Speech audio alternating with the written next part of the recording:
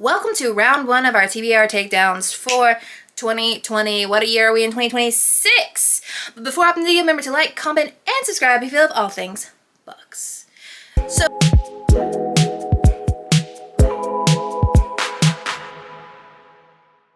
So we did hold a poll on my YouTube community page, and y'all voted that the first theme for our TBR takedowns are going to be vampires.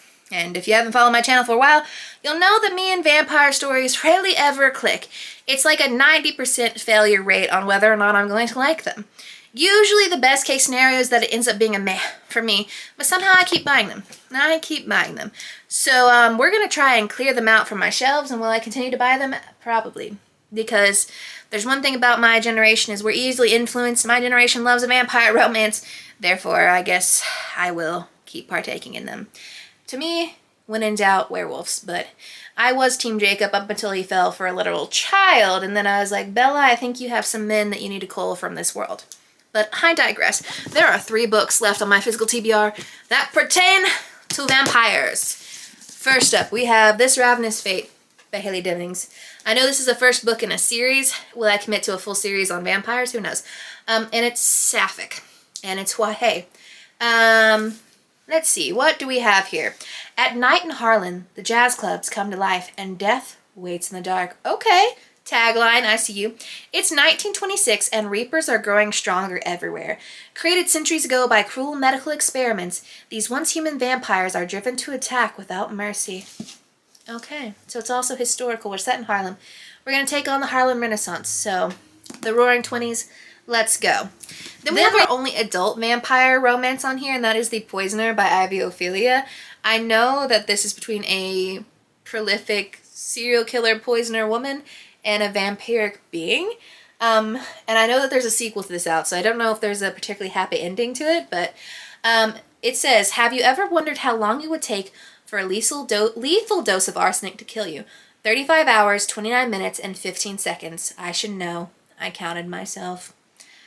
Okay. And it's between Alina and Silas. Well, I was talking about Vampire Diaries earlier in a video, so Silas, I guess that matches the vibe.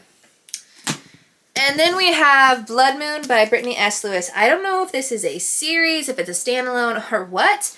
All I know is that I picked this book up because I had thought that I saw the author basically saying it's based on Bonnie Bennett and giving her the respect that she was due in the Vampire Diaries but never got. However, I have recently learned that it's actually more inspired by Twilight, which I don't love Twilight. You could probably tell from my lack of love for vampire romances, but I don't know. All it says is, so I held hands with the monster and I followed him into the woods. Okay, good for you, girly. What else do you have in here? It follows Mirabella Owens. Grew up with legends of wolves that traveled to her Midwestern town to protect humans from vampires, of a werewolf that fell in love with one of the undead, unraveling a blood-soaked history. But Mira stopped believing in those fairy tales years ago. She stopped believing in a lot of things after her mom left without a trace when she was only 13. Oh, hell no. Why does this... I just got flashbacks to Legendborn. Don't ask why. I read that sentence and I'm like, Legendborn? Not that this is giving Legendborn. But every time I pick up a synopsis and in my head I get the pings of like, there's something, basically Legendborn, if I think of Legendborn when I read a synopsis, I'm like, must read now. So we'll see. Plus I love the cover on this. So those are the 3 books that we have on the docket. Will I be reading only those books this week? Probably not. I'm going to try and wrap this video up come next Sunday so you can see it. You'll be seeing it posted today. I will be finishing it the day you see posted. However, The Deal TV show is coming out this week, and I already have it on my Kindle, so I kind of want to reread it, even though I didn't love it the first time I read it. But this time I'm going with the knowledge that it needs to read as historical fiction, because it is 2015 to the max. So that'll probably be my Kindle before bed book. But those are the 3 books we're planning on tackling during the week, during the day. I think I'm going to have to pick up The Poisoner first, just because it is actually on my picked TBR for the month of May. But we'll see. In case you're wondering, so far, I have finished 3 physical books and 1 Kindle book in the month of May, and we are May 10th right now. So will we finish another 3 this week? I don't know. who knows? I'll give you updates when I see you again. But I have other things to do between now and the end of the day. And it's only 12:44 on a Sunday. So I don't know when we're going to be picking up another book today. But I will see you either tomorrow or later tonight. Hello, it is in fact Tuesday morning. Did I read on Monday yesterday? Absolutely. Should I have updated you yesterday? Also, did I want to do anything when I got home because I was dead tired from staying up the night before, trying to reread the deal before the show comes out? Now tomorrow? Yes. So, I immediately conked out yesterday. So, update. The Poisoner by Ivy Ophelia is the first book that we started for this video. Yesterday, I made it to page 245, chapter 33. And so far, so good. It's been a pretty easy to fly through read. If you don't know anything about the book, we are following our FMC Alina, who is essentially kind of, I guess, a play on Julia Tofana, the very much so prolific poisoner, serial killer from the 1600s, except here she is essentially, her father's passed away, he was a botanist, she owns an apothecary, and over the years she's just been kind of commissioned by her friends and then people around her to give them poisons to take care of the awful men in their life. However, one night at a party, she catches the eye of Silas. Silas is sort of our vampiric kind of character, although the vampires in this world have slightly different characteristics to what we've known previously or what we've established as, you know, popular vampire lore. So don't think Twilight vampires. It's a little different. And Silas has set his eyes on her, an essential hunt between predator and prey, he being the predator, and her being the prey that's not so hard to kill. And as time goes on, he starts to realize that he may not want to kill her, he may just want to indulge in her. And that's sort of the back and forth that we've had so far. The only thing is that Silas may not be the only one of his kind that has her eye, or has their eye on her. Yeah, and of course, she being the scientist that she is, she's trying to figure out what the fuck he is. What is he? She's doing experiments. She's like, I need to know. I need to know. So yeah, it's been fun. It's been a little spicy. I will say, if you have problems with consent in books, this book has a lot of like moments where he does things without her explicit consent and her saying no. So if you do not like seeing scenes like that, this one is not going to be for you. And this man, it's definitely brutal. Like he does chase her. He does tackle her. He does take her down. Like, and there's a lot of gory moments to it. It definitely has a very gothic, when I went on StoryGraph, this also has that, it also has the moniker like horror next to it. So it's gothic romance, but it definitely has those horror-esque elements to it. So yeah, I haven't seen much of like, outside of like, I mean, I've seen infatuation and I've seen lust and all that. I don't know if there's any like particular romance in here. We are getting Silas's POV. So like he's definitely got something going on for her. Like you can see some feelings forming there. And you can kind of see feelings forming in Alina's POV, but I guess her being the analytical mind that she is like, I don't understand this. This is just pure attraction and intrigue and stuff like that. I mean, I'm probably going to finish this book today. I would be surprised if I didn't finish this book, so I can give you final thoughts then. But so far, this book has kept me intrigued. It's just the thing about Gothic and vampires that I experience a lot, is that sometimes the stories themselves can be a bit repetitive. They're like constantly just trying to kill each other or sleep with each other. And I'm like, I would like a little more, because the story is starting to pick up. I'm just curious to see what the plot twist is going to be, because I'm picking up on things. I'm like, oh, that person. I have thoughts, but we'll see. And obviously, usually, I know this is the first book in a series, almost always the love interest ends up being turned. Now, I don't know if that's, she hasn't been turned yet. I'm just predicting that is going to happen. But who knows? Who knows? Hello, it is Wednesday morning. It's off-campus day. I did finish the deal last night. But maybe I'll drop a little review of off-campus in here, but I'm going to do that over on my other channel. But we finished The Poisoner by Ivy Ophelia yesterday. And I ended up giving it 3.75 stars, and I'm thinking like a 2.5 on the Chili Spice rating. Like, I don't know if I said this before. However, if you have problems with consent in your books, particularly around spicy and sexual activities, this book definitely takes that into question, because Silas, especially for the first half of the book, was definitely going for it. going for it. Yeah. Did this book make me believe in vampire romances again? No.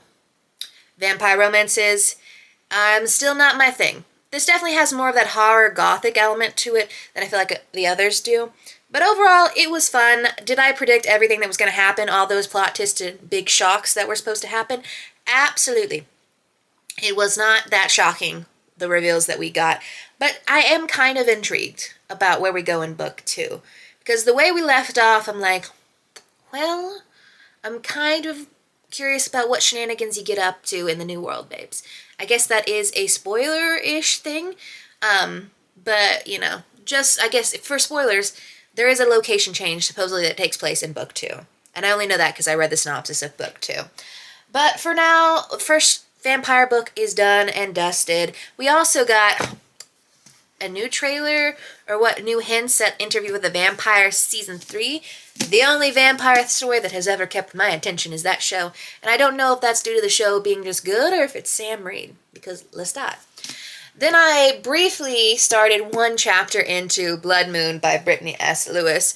All I've gotten so far is a little lore drop about a vampire who fell in love with a werewolf and how it changed society between those two.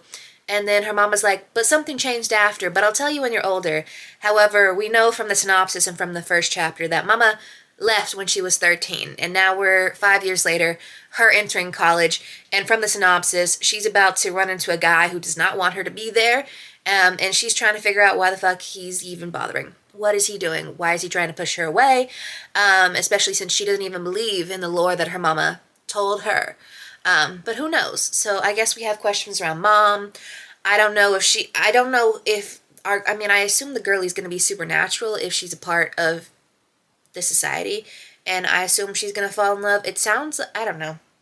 This actually sounds like it's going to be more werewolf focused than vampire focused, but the cover does give vampire. I don't know. I've heard it's taken inspiration from Twilight and the Vampire Diaries and all that such, so we will see. But I'm actually going to dive a little more into this today because I was a little ahead of schedule with finishing The Poisoner halfway through yesterday. But the font's pretty tiny, not tiny, font's pretty easy to smooth breeze through in this book. I just, wanted to take my sweet time yesterday. Oh well, but I will update y'all probably later because when we get home tonight, we're strapping in for an off-campus binge session. Hello, it is, what is today? Friday morning. So yeah, you haven't seen me for a little bit because, Wednesday night off campus came out and I stayed up all night and binged it. And then yesterday, Thursday, I was in fact dead to the world because I was up till 1:30, once again binging off campus. And as soon as I got home yesterday, I said, good night, see ya. So I've not eaten actual real food in the last couple days, nor have I had a good sleeping pattern. But hey, we are halfway through Blood Moon by Brittany S. Lewis, and I don't know that I've explained this very well because the last time I talked to you I was only like a chapter in, the prologue in, but this book is like a Vampire Diaries, Twilight fan fiction-esque vibe.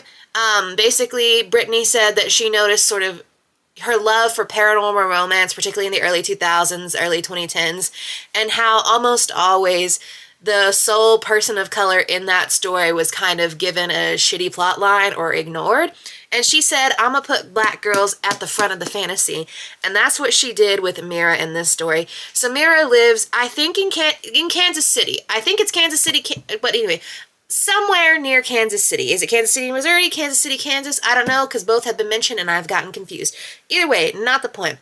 She lives in a suburb, a town called Timber Plains, which is known for its lore around vampires and werewolves and sort of the werewolves that came to ward off the vampires. However, 5 years ago, the woman, her mother, who instilled this lore and her love for this lore in her, disappeared, and Mira's been struggling with those abandonment issues ever since.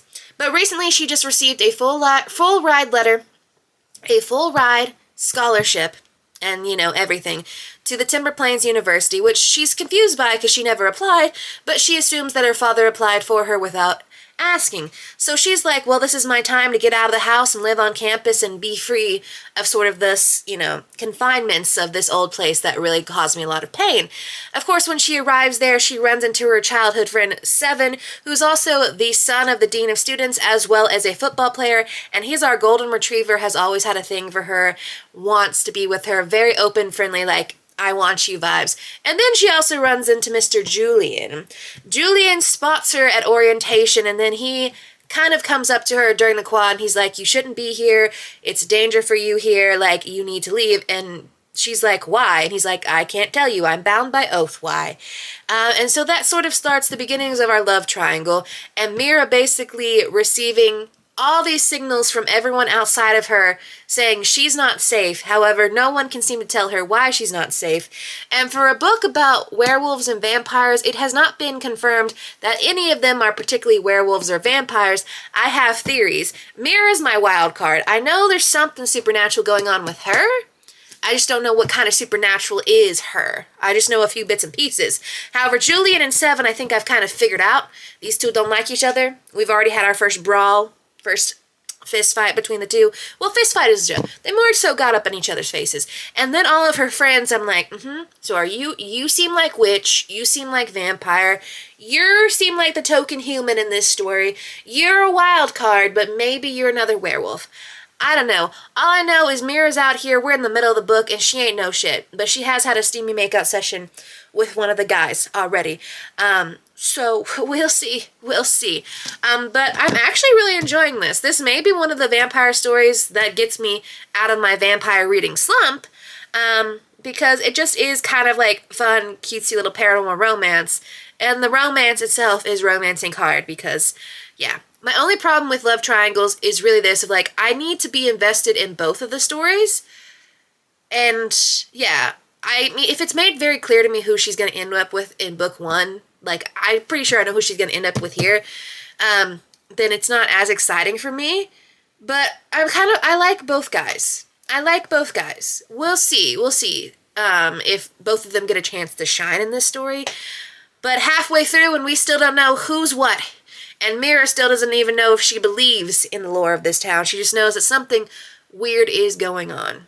So we'll see. We'll see. I'll update you later. My goal is to finish this book today so we can move into our final book for this video tomorrow.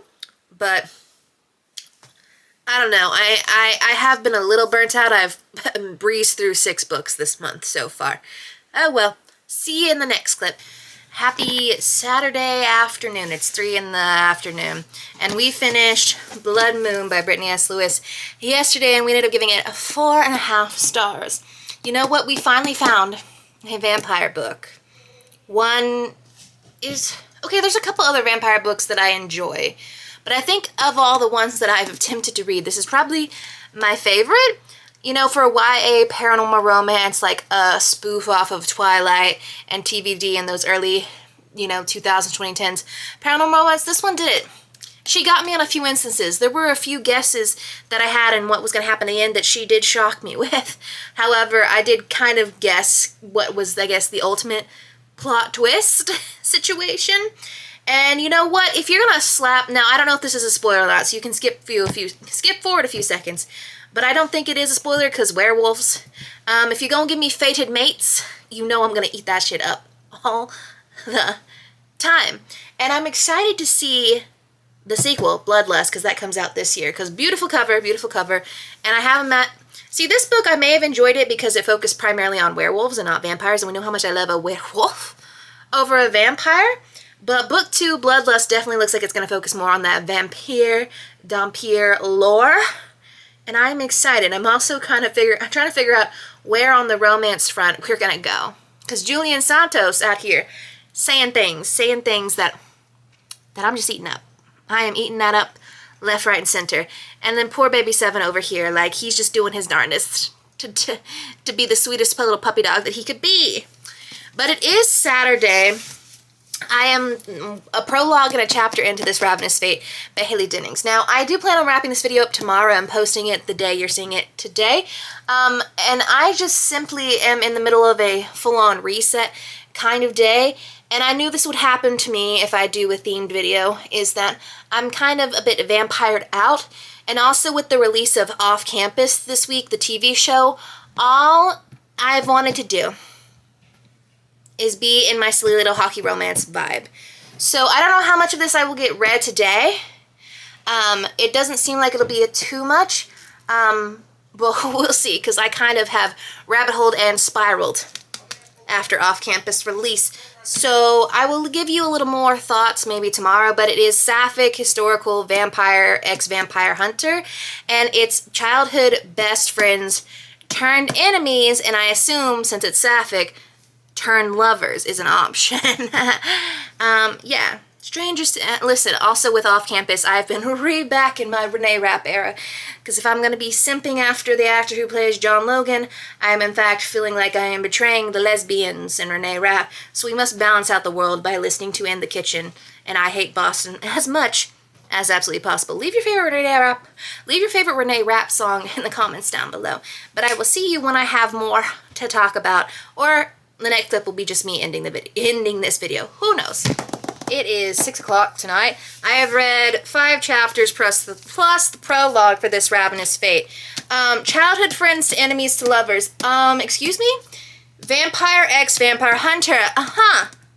Little Buffy the Vampire Slayer. You know? And we have Dancer X Musician. Yeah. And it started all off with 5 years ago. Now, you find this out with pretty quickly on. We don't know why things transpired. All we know is 5 years ago, Bestie Layla got turned into a Reaper, this story's version of a vampire. And she found out, or through some means, she believes that her best friend Elise's family is the reason behind her becoming a Reaper, and for all the events that transpired in her life. So she goes in and attacks Bestie Elise in the middle of the night. However, she does not succeed in killing Elise, and Elise is sent off to Paris to basically start over and hide away from all the hatred that now Layla and the Reapers of Harlem have against her. But now Elise is back to celebrate the 10-year anniversary of Saint Steel Company, you know, the company that hires and makes the weapons that bring down vampires, and Layla is ready to go in and fight. And I know from the synopsis that these two are going to have to team up. But yeah, I'm just going to say we've already had a knife to the throat scene. A knife to the throat scene, babes. I'm glad that this is just a duology. However, I do fear that this book is, I think, around the 450 page mark. I do wonder if the length will get me. Now, I don't know if it's going to lead more fantasy, if it's going to lead more romance. I'm not sure. If it leads more fantasy and I can get hit with a bunch of fun things to keep me interested, absolutely. But right now, I'm just trying to think of, what did the Saints do to you, Layla? Like, what happened? I'm so curious, because Elise doesn't seem to know. But now Elise hates you about as much as you hate her. But Elise also has these warring feelings inside her. Like, she hates Layla, but she also kind of doesn't hate her. So, feels like we're noticing some things, some patterns. I don't know. I do know that I don't know that I'm going to read any more of this tonight, because we are about to grab dinner. And I am almost done with the long overdue laundry that I've been putting off for 2 weeks doing. I still need to clean my makeup brushes, which is another story in itself, and I still need to do groceries. That is a tomorrow problem. That is a tomorrow problem for me. So will I get more than 5 chapters into this before I end the video? Who freaking knows? But I want to lock in and kind of read some more on The Mistake. Yeah, that's the second book in the off-campus, because I am consumed. I just sent a text to my friend basically saying that off-campus just remind me how much I need like a cutesy little himbo in my life, and I can't find them anywhere. Someone, any thoughts? But yeah, D&D Laurentiis. Stephen Kalin has in fact flooded my For You page, and I'm not mad about it. But this was not a off-campus reading vlog. If you want that, well, you're probably not going to get it, because I've already breezed through the first book. So, but if you want my thoughts, you can always check out my TikTok and my shorts, because I always review all my books there. But I will see you tomorrow for the ultimate conclusion of our first TBR takedown. All right, we are officially closing out this first installment of our TBR takedowns. I've read or completed 2 and a very little bit of another book in terms of my vampire books. I'm still only 5 chapters in to this Ravenous Fate, but I definitely will finish that in the next couple of days. However, actually this week I did finish 3 books because I did speed read The Deal, but that was not on my physical TBR. So as of right now, we took our physical TBR down from how many books? 53 to 51. So some progress has been made, but seeing as I actually have completed 7 books this month, I think that's pretty good. Now, where are we at in the conclusion of do I still like or do I still dislike vampire stories? It definitely seems like it is a very much so case-by-case basis on whether or not I will like a vampire romance or story, but it does seem like a few things stick out to me. One, if it's not just centered on vampires, if you give me something else like werewolves and witches to sink my teeth into, like with Blood Moon, absolutely will.